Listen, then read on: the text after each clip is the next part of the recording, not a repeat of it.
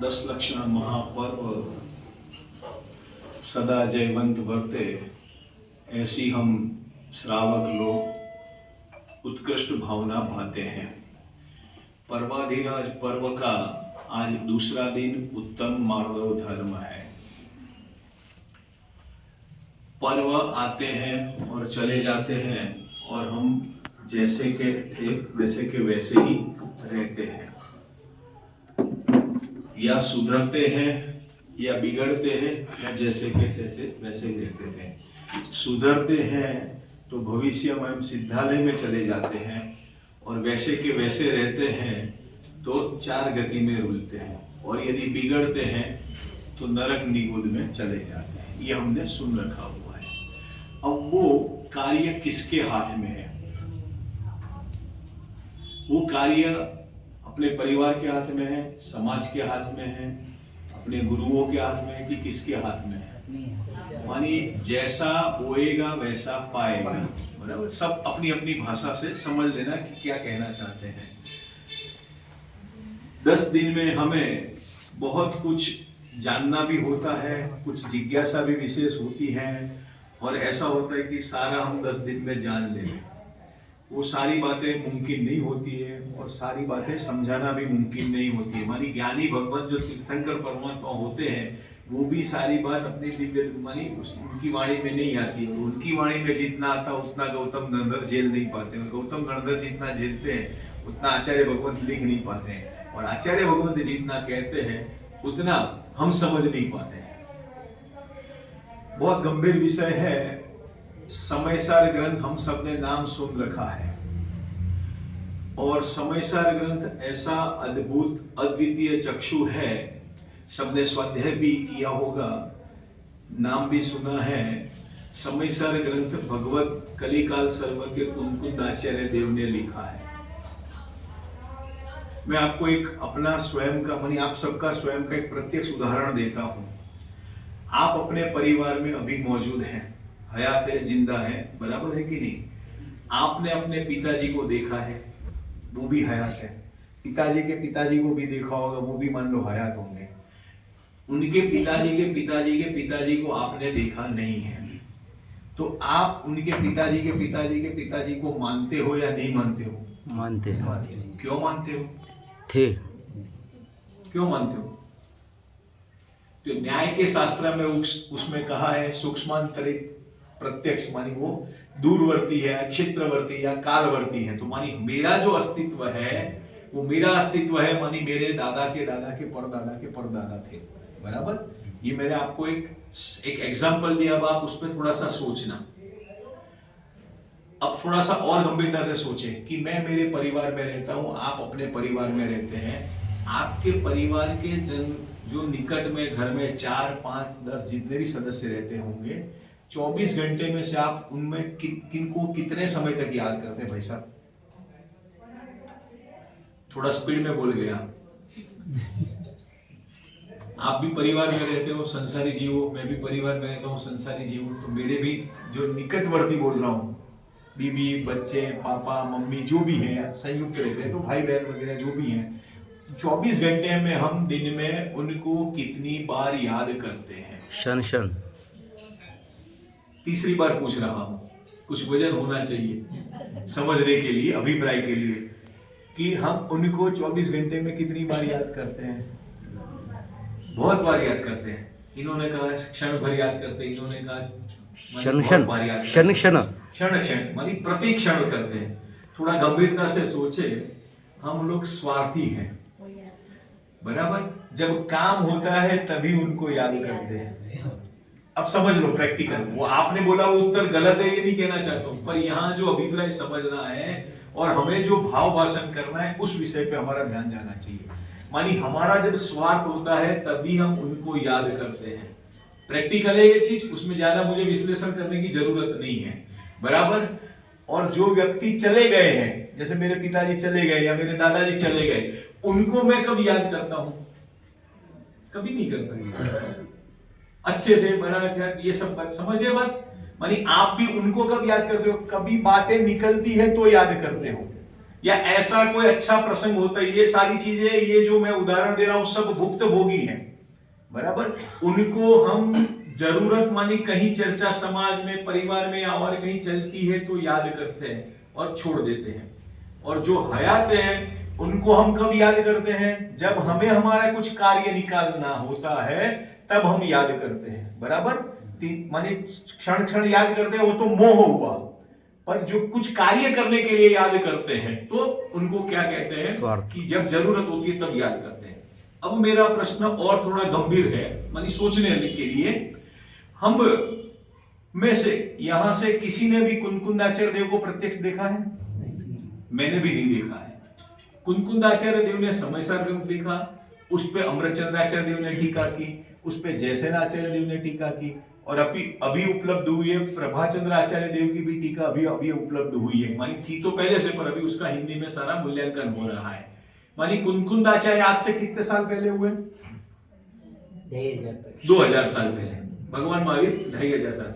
मानी 2000 साल में कितनी पीढ़ियां चली गई? कैलकुलेशन लगा सकते हो, बराबर। तो हम आज कुनकुंदाचार्य देव को क्यों याद करते हैं? आपकी कोई रिश्तेदारी में है क्या? मेरे तो कोई रिश्तेदारी में नहीं है। उनके गोत्र का हूं मैं क्या? उनके कुल का हूं? नहीं है। फिर भी हम कुनकुंदाचार्य देव को याद करते हैं। और किनको याद करते हैं? जो ग्रंथ हम पढ़ते हैं उन सभी आचार्य भगवंतों को हम क्यों याद करते हैं? और गजब की बात तो ये है, आपने भी सुना हुआ होगा कि जितने भी आचार्य भगवंत हुए हैं वो सब मुख्यतः जैन से, जन्म से ब्राह्मण थे। सब सुना है ना, वही है ना। और जितने भी तीर्थंकर थे वो सब जन्म से क्षत्रिय थे, ये भी सुना है, पढ़ा है आपने। अब मेरा प्रश्न ये है कि कुनकुंदाचार्य देव को न हमने देखा, न उनके परिवार से कोई हमारा नाता है, न कुछ है, तो हम आज कुनकुंदाचार्य देव को याद क्यों करते हैं? जरूरी है या नहीं जरूरी है? जरूरी है। अकेले कुनकुंदाचार्य देव को याद करना जरूरी है कि उन्होंने वो मार्ग पे जितने भी आचार्य भगवंतों ने जिनवाणी का स्पष्टीकरण किया है उन सबको याद करना अनिवार्य है। क्यों अनिवार्य है? मेरे पिताजी तो मेरे लिए कुछ प्रॉपर्टी छोड़ के जाने वाले हैं, मुझे मालूम है, इसलिए मैं मेरे पिताजी को याद करता हूं, समझना, बराबर। ये है। अब कुनकुंदाचार्य देव ने हमारे लिए क्या प्रॉपर्टी छोड़ी? कुछ नहीं छोड़ा है, बराबर। पर जो छोड़ा है वो ऐसा अद्भुत छोड़ा है कि वो हमारे लिए संसार से पार होने के लिए छोड़ा है। और हमारे जो परिवार वाले वो छोड़ते हैं क्या है कि वहां फंसने के लिए छोड़ने वाले हैं। दोनों में अंतर स्पष्ट है। तो न कुनकुंदाचार्य देव को देखा है, न उनके टीकाकारों को देखा है, न उनके ग्रंथ के विश्लेषणकारों को देखा है, फिर भी आज हम उनको निश्चित रूप से प्रातःकाल स्मरणीय याद करते हैं। आप चाहे पूजन करो तो भी याद करते हो, स्वाध्याय करो तो भी याद करते हो, माला फेरो तब भी याद करते हो। मानी जितनी श्रावक की गतिविधियां है, प्रतिक्रमण इत्यादि सारी चीजें करते हो, सब में हम उनको याद करते हैं, बराबर। न परिचय होने के बाद भी हम याद करते हैं, और परिचय होता है उनको हम याद नहीं करते। मात्र एक ही उसमें स्वार्थ है अपना कि उन्होंने जो मार्ग बताया है वह मार्ग मेरे लिए अनुकरणीय है। अब वो अनुकरणीय इतना सुन लेने से काम हो जाता है क्या? नहीं होता है। सबको मालूम है कि कुनकुंदाचार्य देव यहां से विदेह गए थे, या उनका पोंदूर से पूरी कर्म भूमि थी, शास्त्र लिखे थे, ये लिखा था, सब मालूम है। कितने ग्रंथ लिखे थे सब मालूम है, कितने उपलब्ध है वो सब मालूम है, बराबर। अब कुनकुंदाचार्य देव के बाद कम से कम 150 साल बाद या 200 साल बाद अमृतचंद्राचार्य देव हुए, शायद 300 या 150 जो भी है, प्रमाण होगा। अब उनके बीच में उसके बाद जयसेनाचार्य हुए, और उनके बीच में प्रभाचंद्र आचार्य हुए। मेरा जरा इतिहास बताने का तात्पर्य अलग है, जरा आपने भी इस विषय को समझा होगा, पर मेरा जो भाव भाषण कराने का एक विषय अलग है कि कुनकुंदाचार्य देव लिख करके छोड़ के चले गए। कहां रखा, क्या रखा, किसने रखा, श्रावकों ने संभाला नहीं संभाला, वो कुनकुंदाचार्य देव ने ध्यान रखा कि नहीं रखा? वो उन्होंने नहीं रखा। उसके बाद कई सालों बाद, मानी कम से कम 2-3 पीढ़ी निकल गई, उसके बाद अमृतचंद्राचार्य हुए, उसके 2-3 पीढ़ी निकलने के बाद जयसेनाचार्य हुए। तो कुनकुंदाचार्य देव ने जो समय सार की 415 गाथा लिखी, उस पे टीका किन्होंने की? अमृतचंद्राचार्य देव ने की। और उस पे टीका किन्होंने की? जयसेनाचार्य देव ने की। अब थोड़ा और विषय थोड़ा समझ लेवे कि समयसार ग्रंथ मात्र 415 गाथा का है और उसकी टीका अमृतचंद्राचार्य देव ने की है, आत्मख्याति नामक टीका।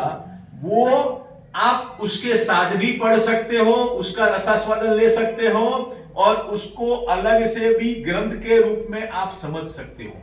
मानी समयसार कितना महान है ये समझना है। मानी एक प्रकरण तो समयसार का है और एक प्रकरण आत्मख्याति का है। उसमें उन्होंने कलश और वो क्या बोलते हैं वाक्य के रूप में भी रचना की है। उसको गद्य या पद्य हिंदी में जो बोलते हैं आप समझ लेना। मानी वाक्य रूप में रचना भी की और कलश रूप में भी रचना की है। मानी वो एक ग्रंथ अलग हो जाता है और समयसार ग्रंथ अलग हो जाता है, और दोनों को मिला करके भी पढ़ो तो भी हमें समयसार का रसास्वादन विशेष रूप से होता है। ऐसे ही जयसेन आचार्य का है, ऐसे ही प्रभाचंद्र आचार्य का है। अब और थोड़ा आगे जाते जाओ तो अभी तक जिन जिन को समयसार मिला है, प्रवीण भाई, किन किन को मिला है? तो पूज्य कांजी स्वामी को मिला था। उसके पहले किन को मिला था? श्रीमद राजचंद्र को मिला था। उसके पहले चले जाओ तो बनारसी दास जी को मिला था। फिर वर्णिल शीतल प्रसाद जी सेठी जी को मिला था। और भी कोई कासलीवाल जी विद्वान है, नाम में ध्यान भूल गया उनका आगे का, तो उन सबको मिला था। अच्छा, उन दो सब में समय अंतराल था कि नहीं था? तो गुरुदेव श्री में और श्रीमद जी में भी समय अंतराल था। श्रीमद जी में और बनारसी दास जी में भी अंतराल था, समय था, बराबर। और सबके सब अजैन थे। पॉइंट समझना मेरा कहने का तात्पर्य, सबके सब कौन थे? अजैन थे। और उनको पहली बार समयसार मिला तो उनको यह क्या लगा? समयसार क्या है कि बोले अद्भुत अद्वितीय चक्षु है, यह शरीर होने का ग्रंथ है। श्रीमद जी को मिला तो श्रीमद जी ने अपना सारा वैभव दे दिया जो आया था टपाली देने उनके लिए। और गुरुदेव श्री को मिला तो गुरुदेव श्री ने मत परिवर्तन कर दिया। सब आपको इतिहास सब मालूम है। बनारसी दास जी को मिला तो बनारसी दास जी ने नाटक समयसार लिखा, वो भी हमें मालूम है।